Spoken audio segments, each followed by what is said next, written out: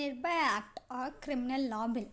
ఈ అమెండ్మెంట్ మన ఇండియన్ కాన్స్టిట్యూషన్లోకి 2013లో యాడ్ చేశారు. బికాస్ జ్యోతి సింగ్ అనే ఒక ఉమెన్ అతి దారుణంగా రేప్కి గురైంది 2012లో. ఈ కేసు గురించి అందరికీ తెలిసే ఉంటుంది.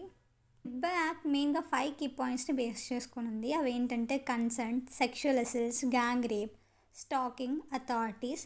ఇలాంటివి మీ పైన జరిగి ఉంటే మీరు నిర్భయ యాక్ట్ యూస్ చేసుకొని వాళ్ళపైన కేసు ఫైల్ చేయొచ్చు. అండ్ మోస్ట్లీ వాళ్ళకి హ్యాంగ్ అయ్యే ఛాన్సెస్ కూడా ఉన్నాయి. అండ్ ఇవే కాకుండా నేను కొన్ని సెక్షన్స్ చెప్తాను which would be very useful for you. IPC section 375 ప్రకారం ఇఫ్ విక్టిమ్ పైన గ్యాంగ్ రేప్స్ జరిగితే మీరు వాళ్ళకి ఖచ్చితంగా శిక్ష పడేలా చేయొచ్చు. ఐపీసీ సెక్షన్ 376 ప్రకారం ఇఫ్ విక్టిమ్ పైన గ్యాంగ్ రేప్ జరిగి అండ్ తను 16 years కంటే బిలో ఉంటే ఆ అక్యూజ్డ్ పీపుల్ని లైఫ్ లాంగ్ జైల్లో పెట్టచ్చు. అండ్ విక్టిమ్ యొక్క medical bills and rehabilitation bills కూడా వాళ్ళే పే చేయాల్సి వస్తుంది.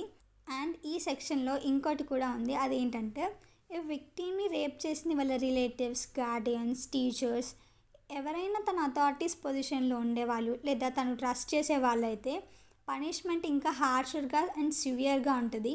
ఇంకో సెక్షన్ ఏంటంటే ఐపీసీ సెక్షన్ 354D.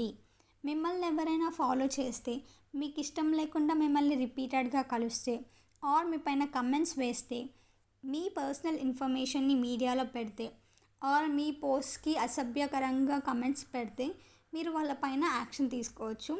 ఇఫ్ వాళ్ళు ఇది ఫస్ట్ టైం చేస్తే వాళ్ళపైన 3 years కేసు ఫైల్ అవుతుంది, వాళ్ళు జైల్లో ఉంటారు. అండ్ ఇది పదే పదే జరుగుతూ ఉంటే 5 years వరకు జైల్లో ఉంటారు అండ్ వాళ్ళపైన ఫైన్ కూడా వేస్తారు. IPC section 354A, 294A, 498A ప్రకారం మీ పైన ఫిజికల్ యాక్ట్స్ కానీ నాన్ ఫిజికల్ యాక్ట్స్ కానీ ఏవైనా ఉంటే మీరు వాళ్ళపైన యాక్షన్స్ తీసుకోవచ్చు.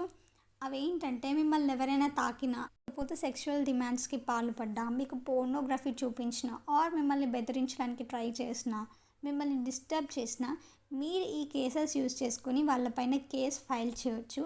అండ్ ఈ కేసెస్ మీకు యూస్ఫుల్గా ఉంటాయి. అండ్ నేను ఇంకో పాయింట్ చెప్పాలి అనుకుంటున్నా. అదేంటంటే నిర్భయ కేసులో 6 అక్యూజర్స్ ఉన్నారు. అందులో ఒక అతను సూసైడ్ చేసుకున్నాడు అండ్ ఇంకో అతనికి శిక్ష పడలేదు బికాస్ తను మైనర్ అని. అతని ఏజ్ 17 years ఉన్నప్పుడు అతను ఈ రేప్కి పాల్పడ్డాడు అండ్ 3 years కరెక్షన్ రూమ్లో ఉన్నాడు. అప్పటికి తన ఏజ్ 18+ అయిపోయింది. అండ్ మిగతా అక్యూజ్డ్ పీపుల్కి 2020లో హ్యాంగ్ చేశారు. అంటే అప్పటికి 8 years అయిపోయింది. అంటే అతనికి 25 years వచ్చింది అన్నట్టు. బట్ అతనిని ఎందుకు హ్యాంగ్ చేయలేదు? అండ్ ఇతనే ఆ 6 peopleలో వర్స్ట్ పర్సన్ బికాస్ విక్టిమ్ లోపలికి ఐరన్ రాడ్ ఇన్సర్ట్ చేసింది అండ్ తన ఇంటెస్టైన్స్ని ప్రైవేట్ పార్ట్ నుంచి బయటికి తీసింది ఇతనే. అండ్ ఇంత క్రూయల్ మాన్స్టర్ తప్పించుకున్నాడు because of juvenile justice act. And ఆ యాక్ట్ ప్రకారం ఇతనికి శిక్ష పడలేదు. దీని తర్వాత 2015లో జువెనైల్ జస్టిస్ యాక్ట్ని మాడిఫై చేశారు. ఇఫ్ చిల్డ్రన్ 16 నుంచి 18 year వరకు ఏజ్లో ఉన్నప్పుడు వాళ్ళు ఏదైనా క్రైమ్కి పాల్పడితే ఐపీసీ సెక్షన్ ప్రకారం వాళ్ళకి ఎటువంటి ప్రొటెక్షన్స్ లభించవు అండ్ వాళ్ళని అడల్ట్స్లా కన్సిడర్ చేసి వాళ్ళకి పనిష్మెంట్ ఇవ్వచ్చు.